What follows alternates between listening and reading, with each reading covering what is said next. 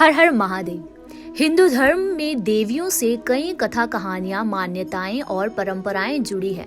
कभी मां दुर्गा के रूप में राक्षसों का संहार, कभी माता सीता बनकर अग्नि परीक्षा, कभी देवी सावित्री जिसकी शक्ति के सामने तो स्वयं यमराज को भी घुटने टेकने पड़ गए। तो कुछ ऐसी भी देवियां हुई जिसकी पवित्रता की मिसाल आज भी दी जाती है।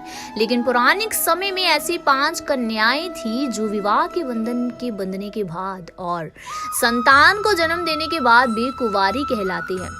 इन्हें पंचकन्या या पौराणिक समय की दिव्य कन्याएं कहा जाता है। जानते हैं इन 5 कन्याओं के रहस्य के बारे में। नंबर 1 पर आती है देवी अहिल्या। वाल्मीकि रामायण के बालकांड में देवी अहिल्या का जिक्र मिलता है। अहिल्या रूपवान होने के साथ ही संस्कारी, सुशील और पवित्रता की नारी थी। अहिल्या का विवाह ऋषि गौतम के साथ हुआ और शास्त्रों के अनुसार ऋषि गौतम एक बार स्नान के लिए प्रातःकाल आश्रम से बाहर गए। तभी शची के पति इंद्र ने अहिल्या के साथ छल पूर्वक कुकर्म किया और जब इस बात का पता ऋषि गौतम को चला तो उन्होंने इंद्र और अहिल्या दोनों को श्राप दे दिया। देवी अहिल्या ने ऋषि गौतम से क्षमा याचना भी की और कहा कि इसमें उसका कोई दोष नहीं है, लेकिन गौतम ऋषि नहीं माने और अहिल्या को श्राप दे दिया। तुम शिला बनकर निवास करोगी और त्रेता युग में जब श्री विष्णु राम अवतार लेंगे तब उनके चरण रज से ही तुम्हारा उद्धार होगा। और इसके बाद राम जी भगवान द्वारा अहिल्या का उद्धार किया गया और वह आजीवन कुंवारी कहलाई। नंबर 2 पर आती है द्रौपदी। शास्त्रों के अनुसार द्रौपदी का जन्म यज्ञ से हुआ था और द्रौपदी अति सुंदर, धीरजवान और पवित्र महिला थी।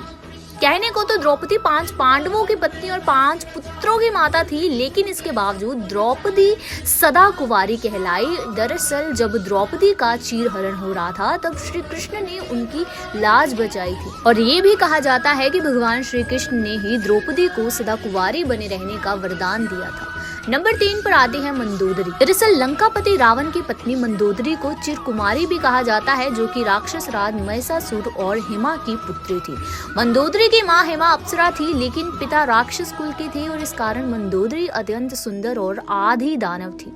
रावण से विवाह का वरदान मंदोदरी को भगवान शिव से मिला था और रावण से विवाह के बाद मंदोदरी ने अक्षय कुमार, मेघनाद और अतिकाय जैसे पुत्रों को जन्म दिया। मंदोदरी को चिर कौमार्य का वरदान प्राप्त था, इसीलिए पुत्रों को जन्म देने के बाद ही उसका कौमार्य भंग नहीं हुआ। इसके अलावा नंबर 4 पर आती है तारा।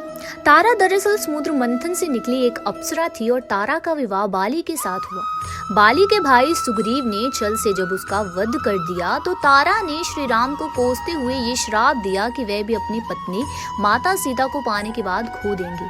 साथ ही तारा ने ये भी कहा कि अगले जन्म में बाली के हाथों ही राम की मृत्यु निश्चित होगी।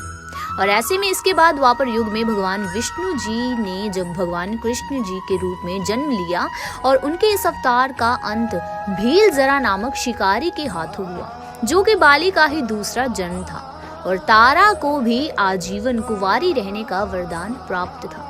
नंबर 5 पर आती है कुंती।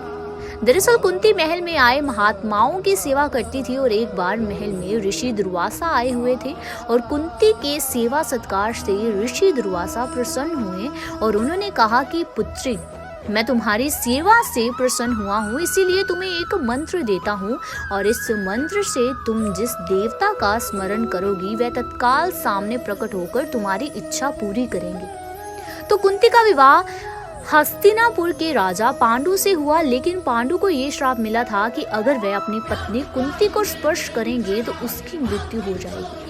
लेकिन उन्हें इस बात की चिंता रहती थी कि उसकी मृत्यु के बाद कुरु वंश समाप्त हो जाएगा। तो ऐसे में कुंती को ऋषि दुर्वासा अद्भुत मंत्र प्राप्त था, जिसे कुंती ने ही धर्मदेव से युधिष्ठिर, वासुदेव से भीम और इंद्रदेव से अर्जुन को पुत्र के रूप में प्राप्त किया।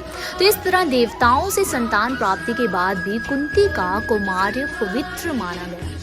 तो ये तो थी पौराणिक काल की वो 5 दिव्य कन्याएं जिन्हें मिला आजीवन अविवाहित रहने का वरदान, यानी कि संतान के होने पर भी वह रहीं कुंवारी। इसी तरह धर्म और भक्ति से जुड़ी और भी जानकारी जानने के लिए बने रहिए हमारे चैनल के साथ। तब तक के लिए हर हर महादेव।